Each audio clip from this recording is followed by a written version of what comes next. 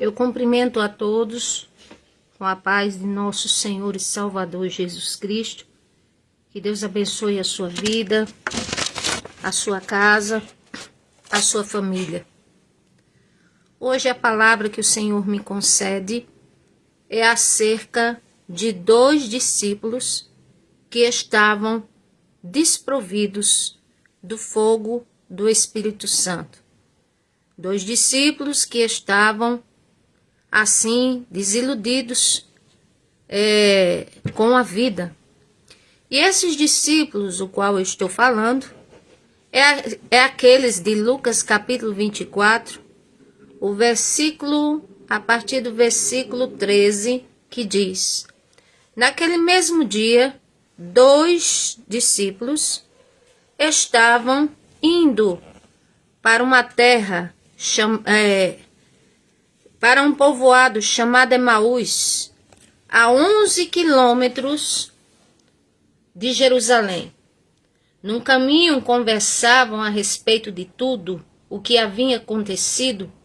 Enquanto conversavam e discutiam, o próprio Senhor Jesus se aproximou deles e começou a caminhar com eles, mas os olhos deles foram impedidos de reconhecê-lo. Ele lhes perguntou: sobre o que vocês estão discutindo? Enquanto caminham, eles pararam com os rostos entristecidos. Um deles, chamado Cleopas, perguntou-lhe: Você é visitante em Jerusalém? Não sabe do que anda acontecendo aqui esses dias?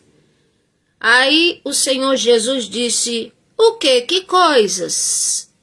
E ele disse: O que aconteceu com Jesus de Nazaré? Respondendo eles: Era um grande profeta, poderoso em palavras, em obras, diante de Deus e de todo o povo.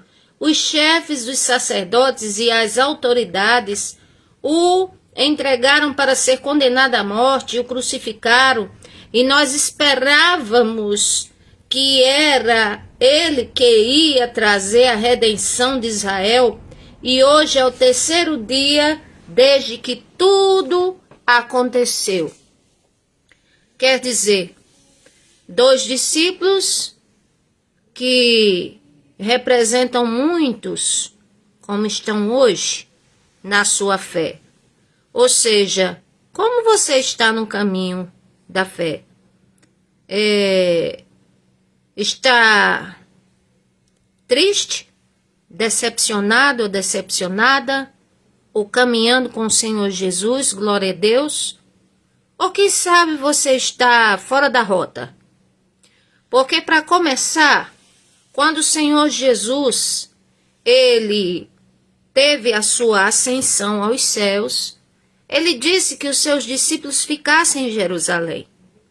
Mas nós vemos aqui que 2 deles, além de muito entristecidos, muito decepcionados, muito desapontados com tudo, com a vida, até com o Senhor Jesus, eles estavam indo para Emaús, ou seja, a 11 quilômetros de distância de Jerusalém.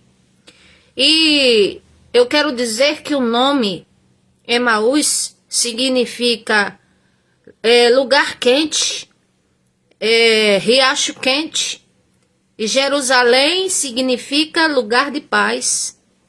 Quer dizer, se na minha vida estiver assim, como se fosse quente, no sentido de problemas, de lutas, de dificuldades, e que só falta, vamos dizer, dar um desatino na minha mentalidade, então eu tenho que parar e refletir minhas ações. Como é que eu estou na minha vida espiritual?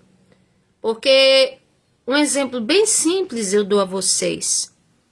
É como se alinhássemos 2 dedos, assim, porque o ser humano, ele tem a sua vida natural e tem a sua vida espiritual. Então, quer dizer, o que está perdurando mais na sua vida é as coisas naturais, os problemas, as dificuldades, e isso está ofuscando a sua fé? Ou é a vida espiritual? Você está buscando pelo Senhor nosso Deus. Então esses discípulos, para começar, eles estavam fora da rota. Fora da rota significa fora do foco, fora da vontade de Deus, fora do que era para eles fazerem. Essa é a realidade. Ou seja, estavam. E como é que eles estavam? A condição deles psicológica, espiritual? Eles estavam abatidos. Eles estavam entristecidos. Eles estavam desiludidos, decepcionados com tudo. Como se tudo que tivesse acontecido, o Senhor nunca tivesse falado para eles. Quer dizer, eram discípulos que ouviam falar do que o Senhor Jesus ia fazer, do plano dele, do projeto dele. E eles é como se não tivessem entendido nada daquilo. E além disso, aqui a Bíblia fala que eles estavam com a mente embotada. Ou seja, eles estavam, além de entristecidos, eles estavam como se fossem cegos espiritualmente. E eram discípulos. Então, a princípio, o que nós precisamos ver? Nossa vida com Deus, nossa comunhão, nossa caminhada, como anda a nossa família, se a nossa mente realmente está alinhada à palavra de Deus, e se nós temos uma mente ofuscada, assim, embaraçada, se estamos entristecidos por causa das coisas que estamos vendo e estamos esquecendo de mirar a nossa fé e expectativa nas coisas de cima, porque as coisas de cima são as que são eternas e as da terra elas são temporais. Então quer dizer, como é que está a sua vida? Esses dois discípulos estava faltando o fogo, a presença de Deus na vida deles. Estava faltando aquela chama, aquela convicção, aquela presença gloriosa que só o Senhor Jesus tem para preencher a vida de qualquer ser humano. Mas aqui algo interessante a gente observa, que eles ali angustiados, de repente o Senhor Jesus se aproxima deles e eles não conhecem porque estavam com a mente embotada, porque estavam como se fosse com cegueira de entendimento. Quer dizer, eram discípulos do Senhor, o Senhor se aproximou deles, como diz, já ressuscitado, e ali eles não tiveram discernimento, entendimento que era o Senhor. E ali o que é que eles começam a narrar? O que é que eles começam a falar?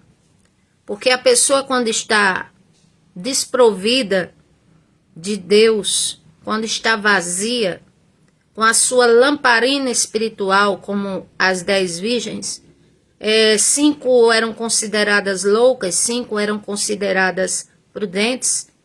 Então, as loucas, as nécias, estavam com as lamparinas vazias, ou seja, estavam como esses dois discípulos aqui, vazios. E que qualquer pessoa que se aproximasse deles, eles iam relembrar o sofrimento do Senhor Jesus, e que o Senhor Jesus era poderoso em palavras e obras, mas que morreu, e que ali acabou-se tudo, e desde que o Senhor Jesus havia dito que iria padecer na mão dos humanos, e disse que ninguém tiraria a vida dele, mas sim que ele daria e tinha poder de tomá-la de volta. Mas aí esses discípulos esqueceram dessas coisas.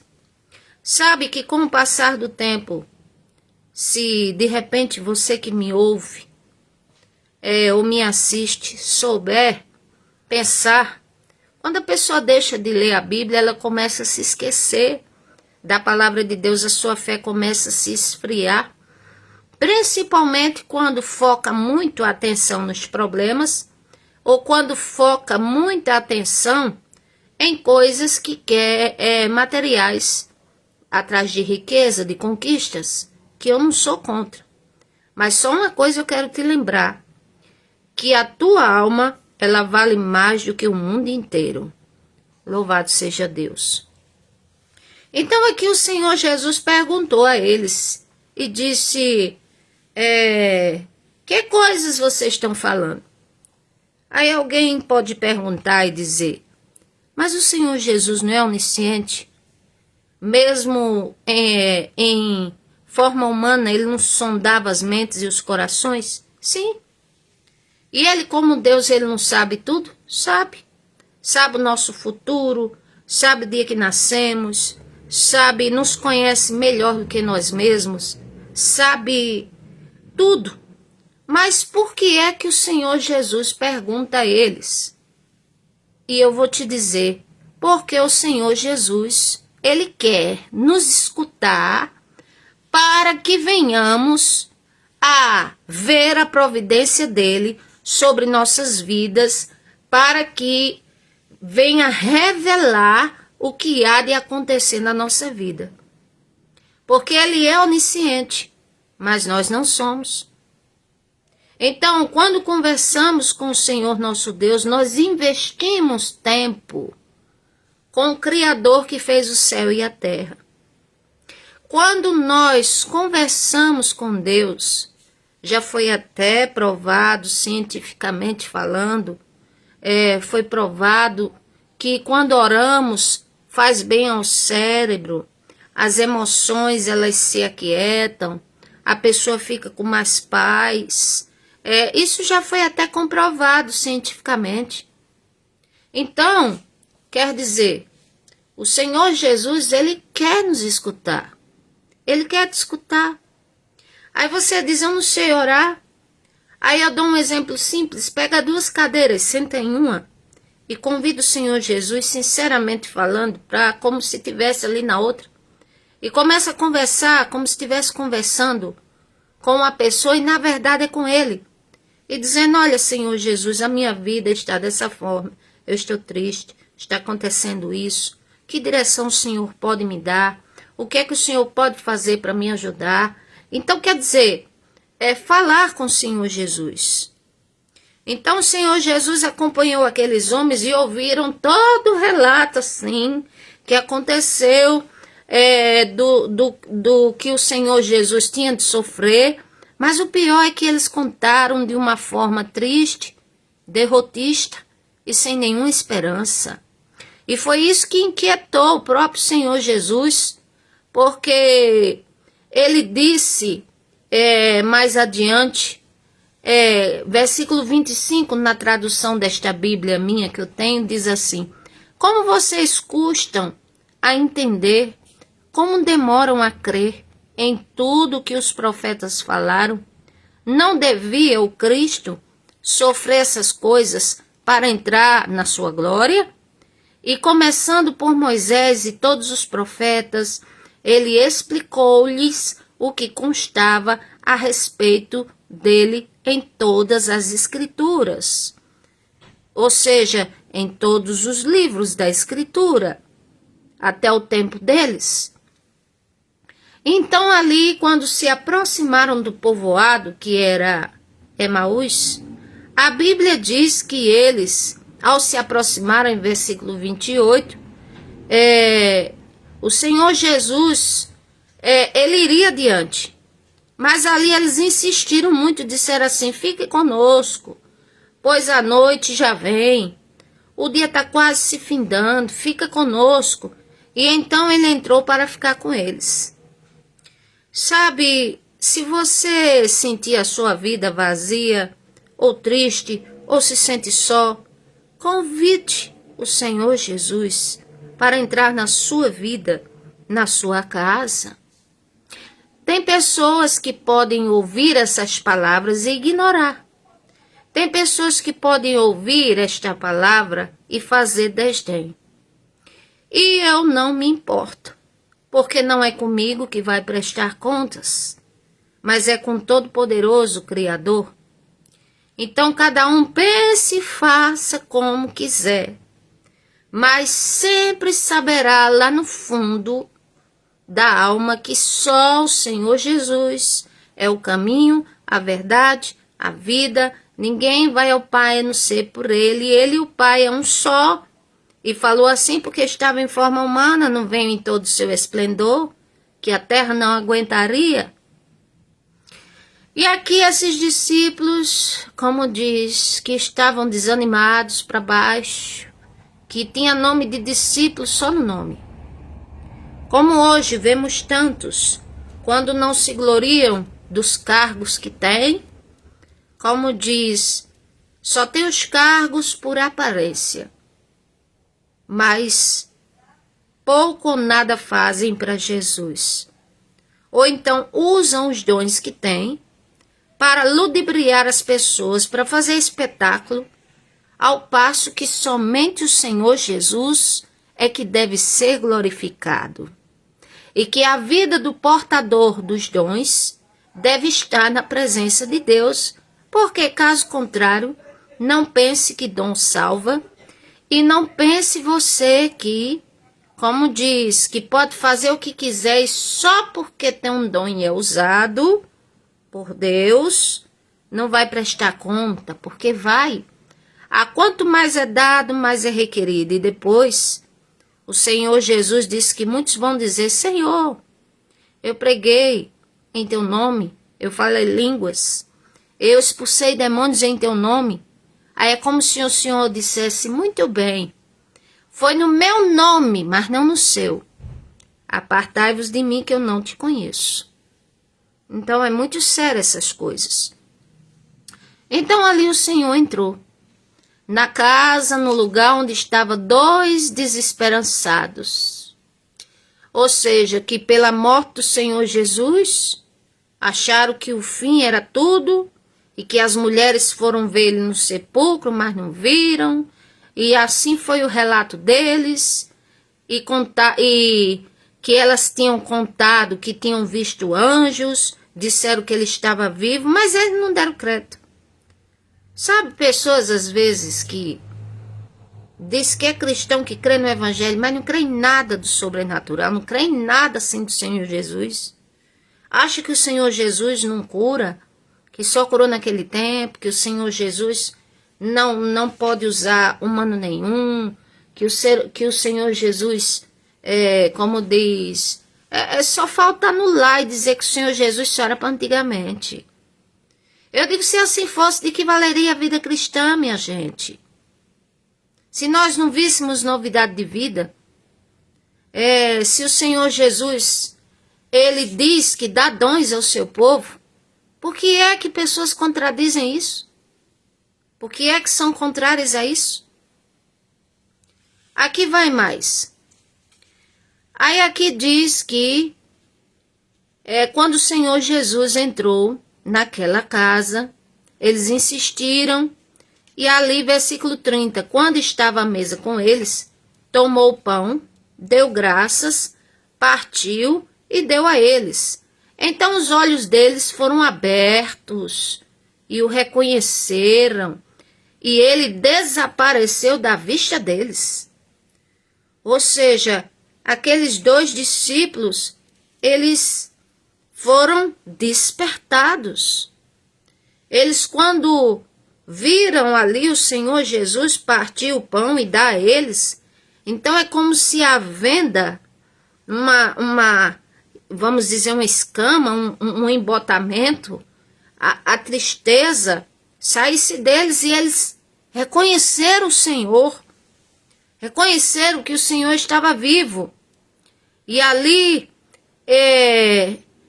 ele partiu o pão no meio deles e desapareceu diante dos olhos deles, dos olhos humanos. O Senhor desapareceu. Aí ali eles perguntaram a um outro e disseram, não é por isso que estava queimando o nosso coração, enquanto ele falava das Escrituras para nós, no caminho?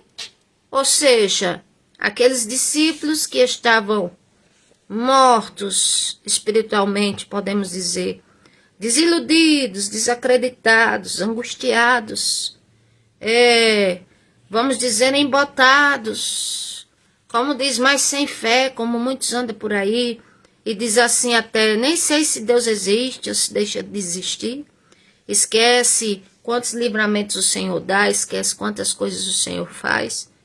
Quer dizer, e de repente o Senhor vai e os desperta e disse, é por isso que a palavra que ele estava falando no caminho queimava, ardia no nosso coração. Ou seja, a esperança nossa é em Cristo e ela deve estar acesa em nossos corações, no nosso ser, na nossa vida. A fé, se dizemos que temos, ela deve estar acesa em nossa vida. A esperança, o amor, todos esses 3 pilares da fé cristã. E o poder do Espírito Santo, louvado seja Deus, ele deve emanar através de nós, no testemunho de vida, quando oramos, quando pregamos a palavra, em nossa maneira de se portar, até mesmo de se vestir, na nossa forma de linguagem, naquilo que falamos, no nosso ser, em geral. Porque o fruto do Espírito e suas virtudes já sabemos. O fruto é o amor, vem acompanhado de paz, longanimidade, benignidade, fidelidade, mansidão, domínio próprio. E contra essas coisas não há lei. E essas são coisas melhores que o ser humano pode ter na sua alma. Já pensou ser cheio do amor, ser cheio da paz, ser cheio da longanimidade, da benignidade, da fidelidade, da fé, da mansidão, do domínio próprio? Coisas que todo ser humano precisa. E eu sou a que mais preciso, sou a primeira da fila. A que mais preciso e muito peço ao Senhor Jesus. Então, que venhamos a refletir como vai a nossa vida cristã, se somos discípulos, como diz, que andam em novidade de vida, cheios do Espírito Santo, ou se somos discípulos que, como diz, estamos para lá de apagados, embotados, desiludidos com a vida, como esses 2 que acabei de ler sobre eles. Que o Senhor nos ajude. Deus te abençoe.